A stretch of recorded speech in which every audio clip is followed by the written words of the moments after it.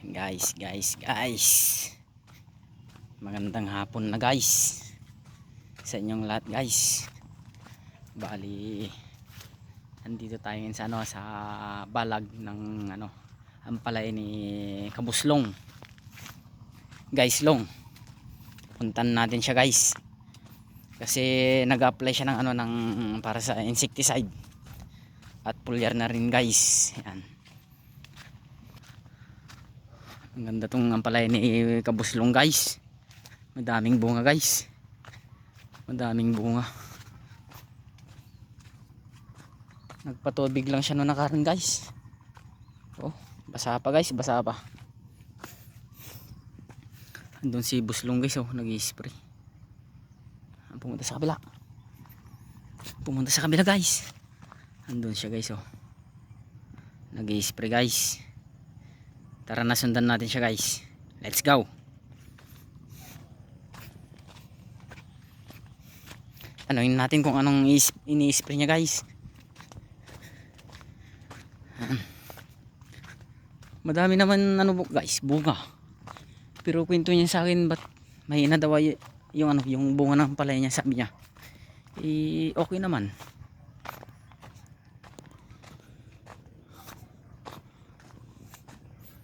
O kulang ata sa ito guys, sa organic guys.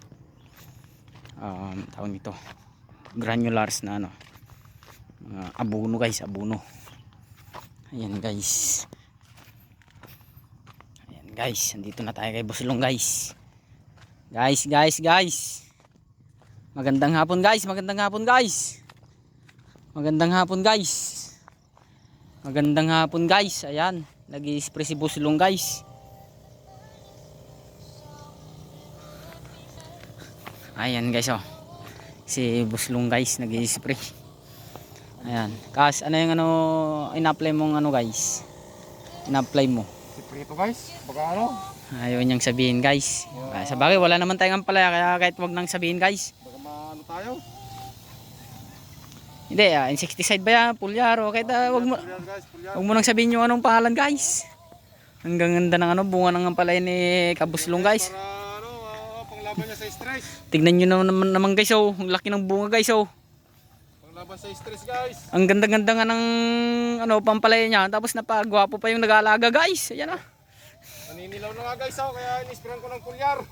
Nagpo-foliar guys, si Kabuslong. Ayan guys, pero madami din pala yung sabi mo mahina. Sabi mo mahina magbunga. Mahina, wala, kunti pa lang nabuburas ko. Maganda naman yung bunga, oh. Puro bitak-bitak yung nung kan.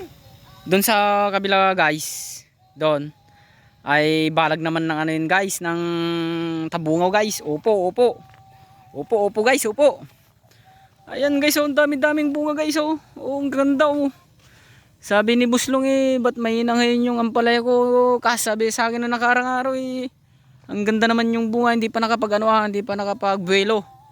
Ganon guys. Pero gwapo yung nag-aalaga guys, gwapo. Ayan guys. Pero hindi lang yung nag-aalaga guys, yung pati na rin yung yung inalagaan niya guys. Siyempre naman, lalaki ng bunga, oh. Guys, oh. Guys, matanong nyo siguro kung bakit patras yung niya guys, yung lakad niya. Ganyan yung teknik ng mga guys, teknik ng diskarte ng mga nagampalaya guys. Ayun, untog na guys. Para hindi malangap yung gamot. Oo, para hindi malangap yung gamot guys, para hindi papasok sa baga guys. Ganyan ang diskarte ng guys, pag-spray ng ampalaya guys. Ayan. Ang daming guys. Ang daming talbos guys. Oh. Bumibilo po lang na guys, nag-uugot. Nagpapalapad ng dahon guys. Ayan. Ayan guys, oh. Ganda guys, oh. Grafted to guys, no? Grafted. Grafted mga guys. Ayan. Sakaling guys. Baka sakali daw na tatas yung presyo guys, mababawi yung gastos nila guys. Sakaling gumanda yung bunga. Hindi magkilo-kilo. Ayan guys. Tignan nyo naman yung ano guys, yung pinag-i-spray ni Kabuslong. Talagang Andito na tayo sa ano guys, sa dulo guys. quality ba yung kuan guys, yung buga? Quality guys. Parang nagiinot pa yung buga niya guys. Lakasan mo. Sakto lang yan. Dapat yung ganitong ano guys, na nadilaw-dilaw na guys, dapat naalis na to kasi ang laman niyan ay puro uod sa loob guys. Ganyan. Na ano yan guys, na fruit fly guys. Okay. Nagtataka kayo guys kung hapon yung pinag-i-spray na ni ano guys, ni Kabuslong. Bakit hapon guys? Siyempre, nag-spray tayo ng pulyar para mas mahaba yung kain niya. Oh, ayun guys, yung ganun yung paliwanag ng ano, bakit hapon? Mas mahaba yung oras na malamig. Kasi daw pag hapon kasi mas mahaba yung ano, yung kain ng ano guys, ng pulyar sa ano, Bartais, traday. sa ano natin, sa ampalay natin guys. Ampalay ni Buslong guys. Ayun guys, hindi ko na susundan si Kabuslong para hindi tayo mapagod.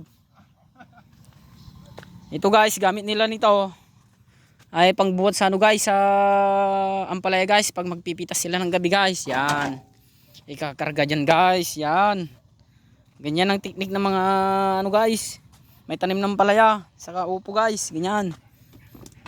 Ayun guys, balik na natin guys. Tara guys, let's go na. So ayun guys, pauwi na tayo, paggabi na. Yung mga nagpapa-shoutout dyan guys, yun, shoutout po sa inyo guys. Hanggang dito na lang guys. Maraming salamat sa views nyo guys. Ayan.